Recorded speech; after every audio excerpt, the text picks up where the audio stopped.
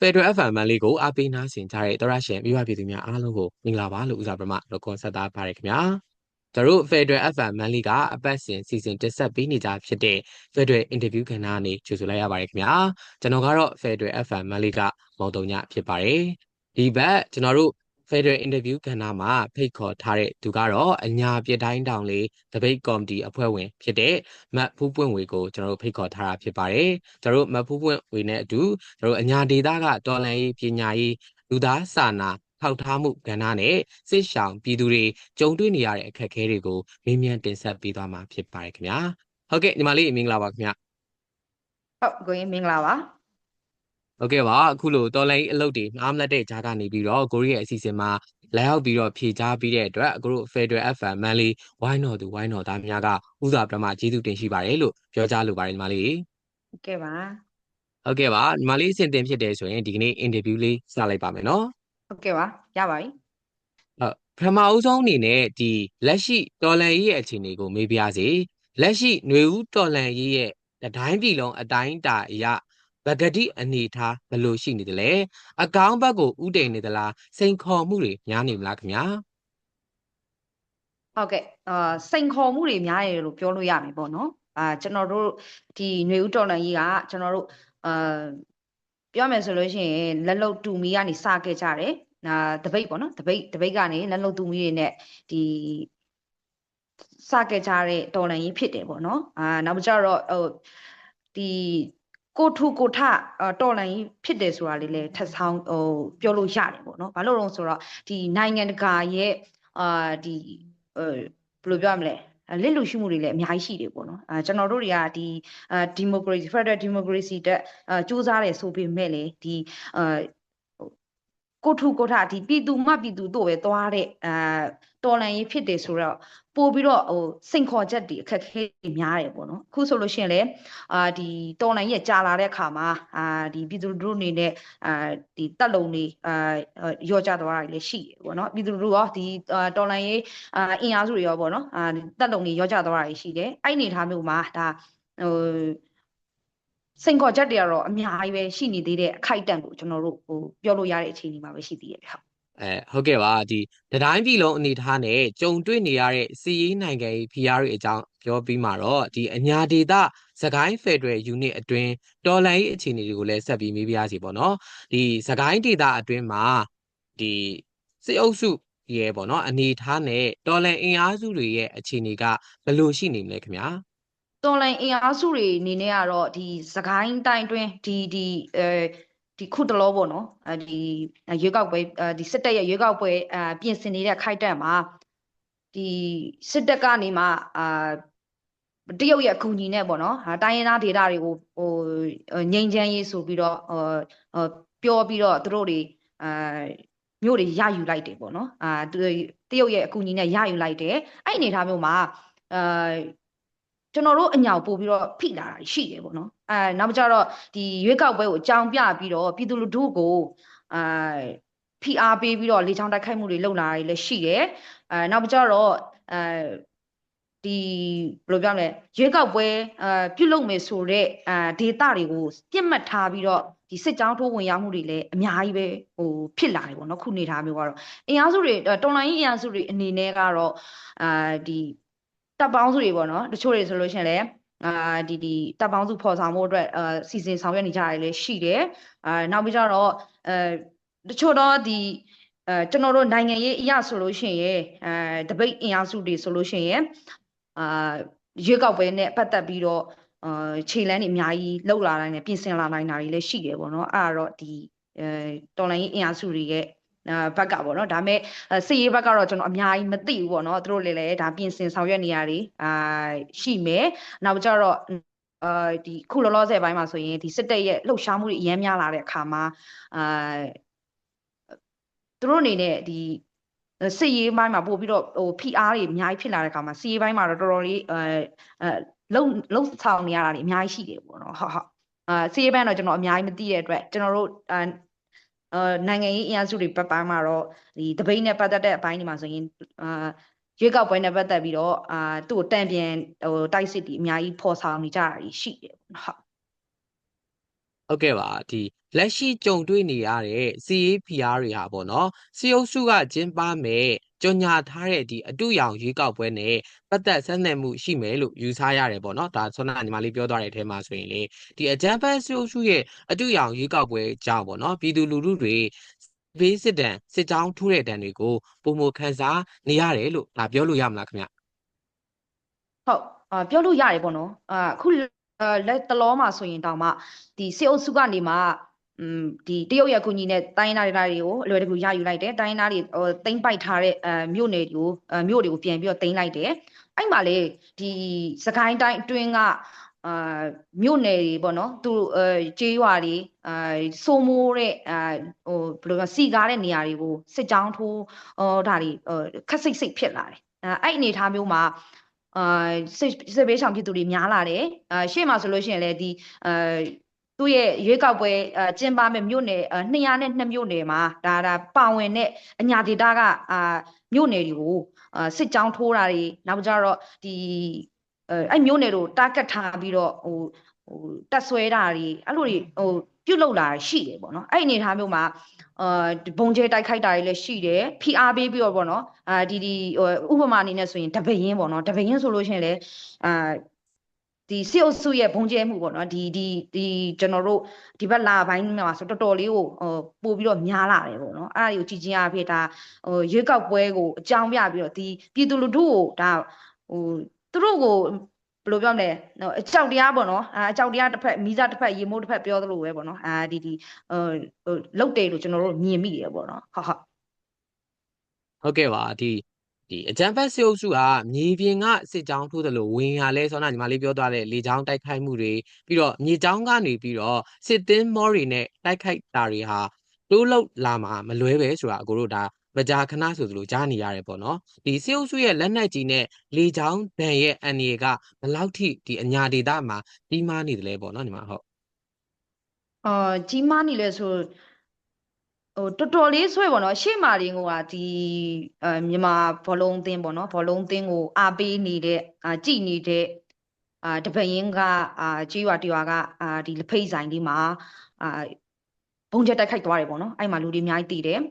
ပြင်မဲ့ပြည်သူတွေအများကြီးဆုံးရှုံးတယ်အဲ့လိုမျိုးပဲရှေ့မှာလေကျွန်တော်တို့ဒီစစ်ကြောင်းထိုးပြီးတော့မှဝင်ရောက်ပြီးတော့တပ်ဖြတ်သွားတာတွေအများကြီးပဲရှိတယ်ဒီခုတလောတွင်းမှာပေါ့နော်အဲ့မှာကဖိအားပရိုတိုလေးတိုးပြီးတော့မှဒီတိုင်းရင်းသားဘက်တွေကဘယ်လိုပြောမလဲတိုင်းရင်းသားဘက်တွေကသူတို့လွယ်တကူနဲ့ရယူလိုက်တယ်ဒါပေမဲ့အညာဒေတာကိုပို့ပြီးတော့ဖိလာတယ်ဒါသူတို့တွေရဲ့ဒါခုနကရှိရကျွန်တော်ပြောသလိုမိစားဖရေဖို့အတွက်သူတို့ငိမ့်ချမ်းလို့ပြောတယ်ရွေးကောက်ပွဲကိုလုပ်တယ်ဒါပေမဲ့ဒီသူတို့လုပ်လို့မရတဲ့ကြေးဝါတွေကိုပို့ပြီးတော့ဖိအားပေးပြီးတော့လှုပ်ဆောင်လာတယ်ပေါ့နော်ဟုတ်ကဲ့ပါဒီပြည်သူတွေအတွက်ပေါ့နော်လက်နက်ကြီးရန်လေကြောင်းဒဏ်တွေကအကြောက်တရားပေါ့နော်ဖီစီးမှုဒီဖီစီးမှုရအောင်ပေါ့နော်ရုပ်ပိုင်းရောစိတ်ပိုင်းရောထိခိုက်အောင်ပေါ့စေအုပ်စုကနေပြီးတော့စနစ်တကျဆောင်ရွက်နေတယ်လို့အကိုတို့ကတော့ထင်တယ်ပေါ့နော်စစ်ကြောင်းထိုးလာတာတွေထိတိတ်တိုက်ပွဲတွေကြောင့်ဒီပြည်သူလူထုဟာသူတို့ရဲ့ဒီပေါ့နော်နေအိမ်နေစွန့်ခွာလို့စစ်ဘေးတိမ်းရှောင်နေကြရတယ်လို့အကိုတို့လည်းဒီရက်ပိုင်းသတင်းတွေမှာကြားသိနေရတယ်ပေါ့နော်ဒီပြည်သူတွေစစ်ရှောင်ပြည်သူတွေအဓိကကြုံတွေ့နေရတဲ့အခက်အခဲတွေကအခုကာလမှာဘာဖြစ်မလဲပေါ့နော်ညီမဟုတ်ခုကာလမှာဆိုလို့ရှိရင်စားနေရိတ်ခါတွေပေါ့နော်နောက်ပြီးတော့ဒီလေကြောင်းတိုက်ခိုက်မှုတွေစစ်ကြောင်းထိုးတိုက်ခိုက်မှုတွေအများကြီးဖြစ်လာတဲ့အခါမှာသူ့အနေနဲ့ဒီအညာဒေတာကိုပြစ်မှတ်ထားပြီးတော့ဒီစေဝါးတွေလုံးဝတည်ဆောင်ဝင်မပေးတော့တာနောက်ပြီးတော့ဒီစစ်ရှောင်တာဖြစ်တဲ့အတွက်ကြောင့်မလို့ကလေးတွေရဲ့ပညာရေးကျွန်တော်တို့ရဲ့ NUG ရဲ့ဒီ NUG ရန်နီအောက်ကနေတွားနေတဲ့ဒီပညာရေးရန်နီအောက်ပေါ့နော်အဲ့ရန်နီကအရန်ကိုလေပက်အားကောင်းနေသူ့ကနေသူအစင်ပြေချုံးမွေစွာနဲ့ရှိနေပေါ့နော်အဲ့လိုမျိုးကလေးတွေဆိုလို့ရှိရင်လည်းတော်တော်လေးဒီအတန်းတွေပါတွေကဟိုအစင်ပြေနေတဲ့အခြေအနေရောက်နေတဲ့အခါမှာစစ်ကြောင်းထိုးဝင်ရောက်လာတွေများလာတဲ့အခါမှာသူတို့ရဲ့ပညာရေးကိုတပိုင်းတစားနဲ့ပြစ်ပြီးတော့မှဒီလနဲ့ချီပြီးတော့စစ်ရှောင်နေရတဲ့ခါရှိတယ်ပေါ့နော်အဲ့ဒါတွေကတော့ဒါအဓိကအနေနဲ့ဖြစ်တယ်နောက်ကျတော့စစ်ရှောင်ရတာတွေကပို့ပြီးတော့များလာတယ်သူတို့တွေရဲ့တာမန်လက်လုလက်စားတွေဒီအလုံးမသွားနိုင်ဘူးနောက်ကျတော့တောင်လူရိတ်ချိန်တွေနှမ်းရိတ်ချိန်တွေရှိတယ်ဗျာရှေးမှာတော့ဆိုလို့ရှိရင်နှမ်းရိတ်ချိန်တွေရှိတယ် ဒါပေမဲ့သူတို့တွေအားရတွေကဟိုပြစ်ပြီးပြေးခဲ့ရတယ်အဲ့မှာရိတ်သိမ်းချိန်တွေမရိတ်သိမ်းနိုင်ဘူးလက်ထဲမှာလည်းသူတို့ရဲ့ဘယ်လိုပြောမလဲရေးပေါ်စစ်ရှောင်လာတဲ့အခါမှာဝတ်ထတဲ့ကိုတစ်ခုနဲ့ဖြစ်လာတဲ့အခါမှာဘာမှပါမလာကြဘူးအဲ့လိုအနေအထားမျိုးတွေမှာဒီစားနပ်ရိက္ခာပိုင်းတွေအရင်လိုအပ်ကြတယ်နောက်ပြီးသူတို့ရဲ့ဒီလမ်းမဆက်သွယ်ရေးပေါ့နော်လမ်းမဆက်သွယ်ရေးမှာသွားလာဖို့ခက်ခဲသွားတာတွေကုန်စည်ဝင်ဖို့လမ်းကြောတွေမရှိတော့တာတွေဒါတွေတော့ကျွန်တော်တို့အညာမှာဒါအခုလောလောဆယ်ပိုင်းမှာအရေးကြီးဖြစ်နေကြတဲ့ကိစ္စရပ်လေးတွေပေါ့ဟုတ်ကဲ့ပါဒါညီမလေးတို့ဆိုရင်လည်းပေါ့နော်ဒီအညာပြတိုင်းတောင်လေးများအနေနဲ့ဒေသအတွင်းမှာပြည်သူလူထုအတွက်ပညာရေးကျန်းမာရေးအစီအစဉ်တွေနောက်ပြီးတော့လူငယ်ဖွံ့ဖြိုးရေးနဲ့ဒီရက်ရွာဖွံ့ဖြိုးရေးစစ်ဆောင်ဒီပြည်သူတွေကိုကယ်ဆယ်ကူညီပေးတဲ့စတဲ့အကျိုးပြုလုပ်ငန်းတွေကိုဆောင်ရွက်နေတာကြီးလည်းအခုတို့တွေ့ရပါတယ်အခုလက်ရှိစီးရေးနိုင်ငံရေးအခင်းကျင်းကလူမျိုးပညာကျန်းမာလူစာနာလူငယ်အရေးစတဲ့ပြည်သူအကျိုးပြုလုပ်ငန်းတွေကိုဘလို့တက်ရောက်မှုရှိပါတယ်လဲပေါ့နော်။ဘာတွေရောလိုအပ်နေမလဲညီမ။ဟုတ်ကဲ့လိုအပ်တာတွေကတော့ကျွန်တော်ရှင်းမှပြောသွားသလိုပဲပေါ့နော်ဒီစေဝါးတွေစေဝါးတွေကအဓိကလိုအပ်တယ်နောက်ပြီးတော့ဒီစားနပ်ရိက္ခာပိုင်းတွေစားနပ်ရိက္ခာပိုင်းတွေကဒီတစ်ဖက်မှာလည်းကုန်စည်လမ်းကြောတွေကပိတ်သွားသလိုပိတ်သွားတာနဲ့တပြိုင်တည်းအစမတန်ဟိုတိုးလာတယ်ပေါ့နော်သူဈေးပေးရတာတွေရှိတယ်နောက်ပြီးတော့ဒီလူငယ်တွေနဲ့ပတ်သက်ပြီးတော့ဆိုလို့ရှိရင်ဒီသူရဲ့စစ်အုပ်စုရဲ့ပေါ်တာဆွဲမှုတွေရန်ခံလာရတယ်ပေါ့နော်ခံလာရတဲ့အခါမှာမြို့တွေမှာမသွားရဲဘူးဒီမှာကျွန်တော်တို့grade 12ပြီးတဲ့ကျောင်းသားတွေကျောင်းဆက်တက်ချင်တယ်တင်တန်းတက်ချင်တယ်အဲ့အနေထားမျိုးမှာဒီမြို့တွေကိုသွားပြီးတော့ဟိုမသွားနိုင်တဲ့အခါမှာသူတို့ရဲ့ပညာရေးနှောင့်နှေးတာရှိတယ်နောက်မှကျတော့တစ်ဖက်မှာလည်းသူတို့ရဲ့ဖိအားပေးမှုတွေအောက်ကနေမှရုံးထွက်ပြီးကျွန်တော်တို့တွေသွားပြီးတော့နိုင်ငံခြားထွက်မယ်ဆိုရင်တောင်မှဒါနိုင်ငံခြားထွက်ဖို့အတွက်သူတို့တွေဗီဇာသွားလျှောက်တယ်လမ်းမှာဖမ်းခံရတာဟာတွေအများကြီးပဲရှိတယ်ဒီစိုးအစုကလည်းဘယ်လောက်ထိဟိုလုပ်တယ်ဆိုလို့ရှိရင်မြို့ဝလူတွေဆိုလို့ရှိရင်ဒီပတ်စံရှိတဲ့အတိုင်းဝန်းလူတွေဆိုရင်မစွဲဘူးဒါပေမဲ့မြို့နေရနေမှာတက်လာတဲ့ဒီတာမန်16ဆက်ဖို့အရွယ်တွေဆိုလို့ရှိရင်သူတို့ပေါ်တာဆွဲဖန်စီးတာတွေပြုတ်လုပ်တယ်အဲ့ဒါတွေကတော့ဒါလူငယ်တွေအတွက်ပေါ့နော်လုံးဝနှောင့်နှေးသွားတဲ့အခိုက်အတန့်တွေဖြစ်တယ်နောက်ကြတော့ရှေ့မှာဆိုလို့ရှိရင်လည်းဒီပညာရေးအတွက်ဆိုလို့ရှိရင်စစ်ဆောင်ကလေးတွေကျွန်တော်တို့တွေသူတို့ရဲ့အရေးပေါ်စစ်ဆောင်လာတဲ့အခါမှာသူတို့ရဲ့ပညာရေးတစ်ပိုင်းတစ်စဖြစ်တယ်ဒါပေမဲ့ဟိုတင်ဖို့အတွက်နေရခက်ခဲဖြစ်တာတွေနောက်ကြတော့သူတို့အတွက်တင်ထားကူပစ္စည်းလိုအပ်တာတွေကဒါကျွန်တော်တို့ဟိုဖြည့်ဆည်းခြင်းပေမဲ့ကျွန်တော်တို့မှာအခက်အခဲတွေအများကြီးရှိတယ်ကျွန်တော်တို့မှာလည်းပြည်သူသွားတဲ့အလှငွေလေးနဲ့ဟိုရှေ့ဆက်နေရတာဖြစ်တယ်အဲ့အနေထားမျိုးမှာကိုကလှုပ်ချင်ပေမဲ့စိတ်ဓာတ်ရှိတယ်ဒါပေမဲ့ကို့မှာဟိုစိတ်ရှိပေမဲ့ပိုက်ဆံမရှိဘူးပေါ့နော်အဲ့လိုအနေထားမျိုးမှာလက်ပိုက်ပြီးတော့သူတို့စိတ်မကောင်းတာနဲ့ပဲကြည်နေရတဲ့အခိုက်အတန့်တွေအများကြီးပဲကြုံခဲ့ရတယ်နောက်ကျတော့စစ်ရှောင်းတွေသူတို့တွေဘယ်လောက်ထိဟိုရှေ့မှာဆိုလို့ရှိရင်ဟိုဖြစ်တယ်ဗျာကျွန်တော်တို့ဆိုရင်တော်တော်လေးဟိုသူတို့ကိုကုညီထောက်ပံ့မှုပေးခြင်းတယ်ဒါပေမဲ့ကျမတို့မှာပြည်သူသွားတဲ့အခါမှာမပေးနိုင်တာတွေအများကြီးပဲရှိတယ်ဒီတိုင်းပဲသူတို့ငုတ်ချင်းငုတ်တီးနဲ့စားနေရတဲ့ပြည်သူတွေအများကြီးပဲရှိကြတယ်ဒါကရှေ့အရင်တုန်းကဆိုလို့ရှိရင်ကျွန်တော်တို့တွေဘယ်လောက်ကြီးစစ်ရှောင်တွေများကျွန်တော်ဟိုကျွေးနိုင်ခဲ့တယ်သူတို့ဟိုဟင်းကောင်းကောင်းနဲ့ကျွန်တော်ကျွေးနိုင်ခဲ့တယ်ဒါပေမဲ့အခုမှကျွန်တော်ကုန်စည်ဈေးနှုန်းအဆမတန်များသွားတယ်နောက်မှကျတော့စစ်ရှောင်တွေကလည်းပို့ပြီးများလာတဲ့အနေအထားမျိုးမှာကျွန်တော်တို့တွေအများကြီးမလုပ်ပေးနိုင်တော့ဒါတွေကကျွန်တော်တို့ရဲ့အခက်အခဲတွေပေါ့နော်ဒီကာလတော်တွေမှာပို့ပြီးကြက်တဲလာတဲ့အခိုက်အတန့်တွေဖြစ်တယ်ဟုတ်ကဲ့ပါကျွန်တော်တို့ဒီစီစဉ်ကိုကြည့်ရှုနေတဲ့မိဘပြည်သူတွေအနေနဲ့လည်းဒါရှေ့ကနေပြီးတော့လက်တလောမြေပြင်မှာပြောပြနေတဲ့အခက်အခဲတွေကိုပေါ့နော်ဒီအညာပြတိုင်းတောင်လေး page ကနေပြီးတော့ဆက်သွယ်လှူဒန်းလို့ရတယ်ဆိုတဲ့အကြောင်းဒီကနေပြီးတော့သတင်းစကားပါပါတယ်ခင်ဗျာဟုတ်ဆက်ပြီးတော့ပေါ့နော်ဒီမေးပြားစီပါဒီအခုလိုမျိုးအဖက်ဖက်ကနေပြီးတော့စေရေးနိုင်ငံရေး PR တွေကိုဒေတာအသီးသီးကခန်းစားနေရတဲ့အတွက်ဒီအချို့သောပြည်သူလူထုအနေနဲ့ဒေါ်လာရေးစိတ်ပြတ်အားရတာမျိုးတွေရှိနေသလားရှိနေတယ်လို့လည်းကိုတို့မကြာခဏဆိုသလိုဒီရဲ့ဘိုင်းမှာကြားရတယ်ပေါ့နော်ဒီလိုကာလမျိုးမှာစိတ်သက်ကြံ့ခံနိုင်ဖို့ခက်ခဲမဲ့အရေးပါပါတယ်ခက်ခဲပင်မဲ့ပေါ့နော်အရေးပါပါတယ်ပေါ့နော်ဒီကိုတို့ဒီအညာလူထုအနေနဲ့ဒီတန်ကိုခံနိုင်ရှိသေးရဲ့လားဘလို့အကူအညီတွေရောလိုအပ်နေသေးလဲပေါ့နော်ဟုတ်ကဲ့အာခန္ဓာကြီးကတော့အရင်ကတည်းကစားလို့ရှိရင်တော့နည်းနည်းတော့နည်းတယ်ပေါ့နော်နည်းသွားကြတယ်ပေါ့နော်ဘာလို့လဲဆိုတော့ကျွန်တော်တို့နေဦးတော်နိုင်ကြီးက အရင်တော့အောင်မြင်မှုတွေအများကြီးပဲရှိခဲ့ကြတယ်မျိုးတွေသိမ်းကြတယ်အများကြီးပဲသိမ်းကြတယ်ဘယ်နေရာမှာတော့ကိုယ့်ရဲ့စစ်ကြောင်းကဘလို့တိုက်လိုက်နိုင်တယ်ဘလို့မျိုးသူတို့တွေကြဆုံးသွားတယ်ဆိုတာကြီးကျွန်တော်တို့အများကြီးပဲကြားနေရတယ်ဒါပေမဲ့ခုနောက်ပိုင်းမှာဒီနိုင်ငံရေးအရစစ်ရေးအရသူတို့တွေလက်ဦးမှုတွေရယူပြီးတော့ဒီတရုတ်ရဲ့ဒီဘောနော်ထောက်ကူညီမှုနဲ့သူတို့တွေရဲ့ဘယ်လိုပြောမလဲနလက်ပလက်လုံးမှုတွေနဲ့သူတို့အောင်မြင်မှုတွေရသွားတဲ့ကိုယ့်ဘက်ကနေမှပေးလိုက်ရတဲ့မြို့တွေရှိလာတဲ့အခါမှာအညာဒေတာတော်တော်များများကဒီဝီတွေကြည့်ကြတယ်ပေါ့နော်အဲ့အနေထားမျိုးမှာဒိုးမျိုးတော့ဒိုးဘက်ကဘယ်မျိုးတော့ပါသွားပြီလေဆိုလို့ရှိရင်ဒါကျွန်တော်တို့ပြန်ပြောကြတယ်ပေါ့နော်ဒါတို့တော်လိုင်းတော့အောင်မလားအေးဒီလိုမျိုးအခြေအနေရှိပြန်ကြားတဲ့အနေထားမျိုးတွေရှိတယ်ပေါ့နော်အဲ့အနေထားမျိုးမှာချို့ဗီဒီယိုတွေကြားလို့ရှိရင်လေဒါတော်တော်များများပေါ့နော်တော်တော်များများကတော့ဒီလိုမျိုးပြောပေမဲ့သူတို့ရဲ့ညီထဲမှာလုံးဝစစ်အာဏာရှင်ဆိုတာလုံးမကြိုက်ဘူးဒါသူတို့ရဲ့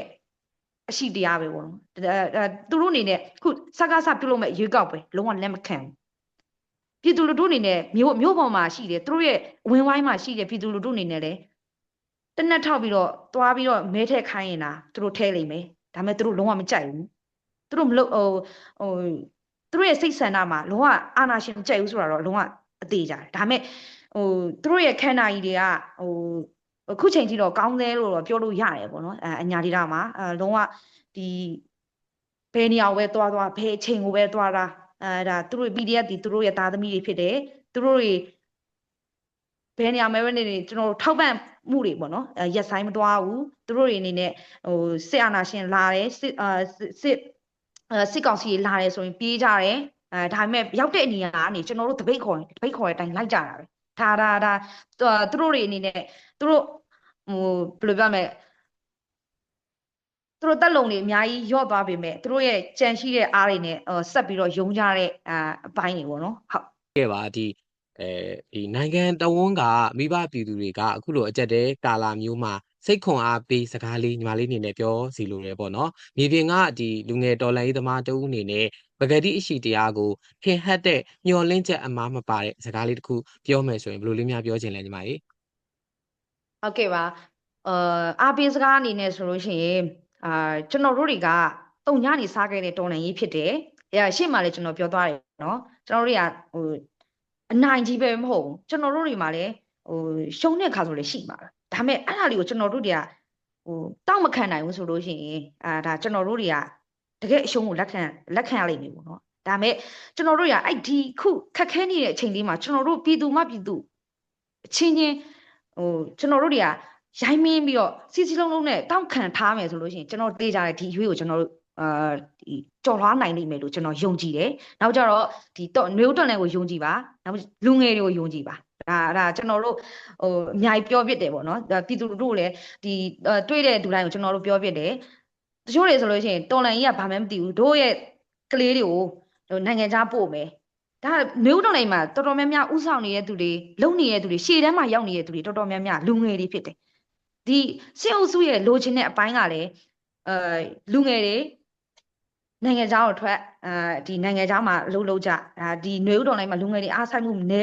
နဲသွားလေသူတို့အတွက်ခွင့်ရေးပို့ပြီးတော့များလေဆိုတဲ့ပိုင်းမှာရှိအဲ့လိုအနေထားမျိုးမှာကျွန်တော်တို့တွေကလူငယ်ပါဝင်မှုတွေလုံးဝရော့ကြသွားဖို့မရဘူးဒီဘယ်လိုပြောမလဲဒီຫນွေဥတော်လိုင်းရဲ့အဓိကအသက်ဒီလူငယ်တွေဖြစ်တယ်လို့ကျွန်တော်ယုံကြည်တယ်ပေါ့နော်ကျွန်တော်တို့လူငယ်တွေကိုယုံကြည်ပါຫນွေဥတော်လိုင်းကိုယုံကြည်ပါကျွန်တော်တို့အခုလိုမျိုးခက်ခဲကြက်တဲနေတဲ့အချိန်ခါမှာပြည်သူလူထုရဲ့တယောက်ချင်းစီရဲ့အင်အားလိုအပ်တယ်ကျွန်တော်တို့ကိုယ်တိုင်ကလည်းစူးစမ်းမယ်ဒီအချုပ်အားဖြင့်ဆိုလို့ရှိရင်ကျွန်တော်တို့ຫນွေဥတော်လိုင်းရေးမှာပြည်သူလာတဲ့အဓိကဖြစ်ပါတယ်ပြည်သူတွေရဲ့အားနဲ့ရှေ့ဆက်နေရဖြစ်ပါတယ်ကျွန်တော်တို့လူငယ်တွေဆိုတာကလည်းပြည်သူတွေရဲ့အားနဲ့သွားရတယ်ပြည်သူတွေရဲ့တွင်တင်ဆုံးမမှုတွေနဲ့ဒီဝိထီရောက်လာတာဖြစ်တယ်အဲ့အတွက်ကြောင့်မို့ပြည်သူတွေရဲ့အားနဲ့ကျွန်တော်တို့ရှေ့ဆက်ပါမယ်လို့ဟုတ်ကဲ့ဟုတ်ကဲ့ပါခင်ဗျာအကိုတို့ဒီနေ့မှာဆိုလို့ရှိရင်အတိုင်းတာအကန့်အသတ်ဒီအချိန်တိုင်းတာအကန့်အသတ်ကြပါတော့မမေးလိုက်ရတဲ့မိကုန်းတွေရှိတယ်လို့ညီမလေးအနေနဲ့လည်းဟန်မှန်ဖြည့်ဆွက်လိုတဲ့အကြောင်းအရာတွေရှိနေမှာအသေးကြပဲဆိုတော့ဒီညီကုန်းချုပ်အနေနဲ့ဖြည့်ဆက်ရှင်းနေပြပါဦးညီမလေးသတင်းစကားကျွန်တော် တို့ကျုံနေနဲ့ပေါ့နော်ဒီနောက်ဆုံးပိတ်နေနဲ့ဒီစကားလေးပါချင်ပါတယ်ကျွန်တော်တို့တွေကခုချိန်ကမှာစစ်တပ်ကနေပြုလုပ်မဲ့တူရောင်ရွေးကောက်ပွဲကရှေ့လာမဲ့အပတ်ဒီမှာလှုပ်ဆောင်မှုရှိတယ်ဒီညမှာလဲပြည်သူလူထုကိုဒီထက်ပိုတဲ့ချိန်ချမှုတွေရက်ဆက်မှုတွေရှိလာလိမ့်မယ်ဒီဟာတွေကိုကျွန်တော်တို့ကြံ့ကြံ့ခံရင်ဆိုင်မှာဖို့လိုအပ်တယ်ဒီလာမဲ့တူရောင်ရွေးကောက်ပွဲကိုလည်းပြည်သူလူထုအနေနဲ့လက်မခံကြောင်းဒီပြသဖို့လိုအပ်တယ်ဒီအတူရောင်ရွေးကောက်ပွဲဆိုတာကလည်းဒီနိုင်ငံရေးရဲ့ဒီစစ်တပ်ရဲ့နိုင်ငံရေးထွက်ပေါက်ဖြစ်တယ်ပေါ့နော်သူ့မှာလူရင်အားတွေရှိတယ်ပေါ်တာဆွဲတယ်နောက်ကြတော့သူ့မှာစစ်သုံးစရိတ်တွေအများကြီးရှိတယ်သူ့မှာဘာမရှိတာလဲဆိုတော့နိုင်ငံရေးအရာဒီသူ့ကိုလက်ခံမဲ့နိုင်ငံမရှိဘူးတရားဝင်မှုမရှိဘူးတရားဝင်မှုကိုဒီရွေးကောက်ပွဲကနေတဆင့်ပြုလုပ်မှာဖြစ်တယ်အဲ့ဒါကိုပြည်သူလူထုအနေနဲ့ဒီ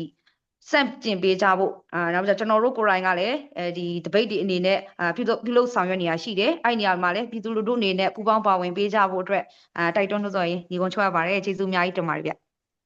ဟုတ်ကဲ့ပါဒီအခုလိုမျိုးဒီတော်လန်ရေးတာဝန်တွေမားမြတ်တဲ့ကြားနေပြီးတော့အချိန်ပေးပြီးဆိုတဲ့အတွက်အကိုတို့ဒီ Federal FM မန်လေးဝိုင်းတော်သူဝိုင်းတော်သားများကကျေးဇူးထက်ခါတင်ရပါတယ်ခင်ဗျာဘေးကင်းကျမ်းမာစွာနဲ့တော်လန်ရေးတာဝန်တွေကိုစတဲ့တဘိုးဖန်ပိုးပြီးတော့ဆောင်ရွက်နိုင်ပါစေလို့အကိုတို့တစ်ဖွဲ့သားလုံးကဆန္ဒပြုပါတယ်ခင်ဗျာဟုတ်ကဲ့ပါကျေးဇူးအများကြီးတင်ပါတယ်ဟုတ်ကဲ့ပါခင်ဗျာတော်ရရှင်မိဘပြည်သူများခင်ဗျာအခုကျွန်တော်စီစဉ်တင်ဆက်ပေးပြီးတော့ဖိတ်ခေါ်ခဲ့တဲ့သူကတော့ကျွန်တော်တို့အညာပြတိုင်းတောင်လေးအဖွဲ့ဝင်ကျွန်တော်မတ်ဖူးပွင့်ဝေကိုမေးမြန်းတင်ဆက်ပေးခဲ့တာဖြစ်ပါတယ်နောက်ဘက်တွေမှာလည်းဘယ်လိုမျိုးပုံကိုယ်တွေကိုဖိတ်ခေါ်ပြီးတော့မေးမြန်းတင်ဆက်ပေးသွားမယ်ဆိုတာကိုစောင့်မျှော်ပေးကြပါအောင်လို့ပြောကြရင်းနဲ့နှုတ်ဆက်လိုက်ရပါတယ်ခင်ဗျာအားလုံးကိုကျေးဇူးတင်ပါတယ်ခင်ဗျာ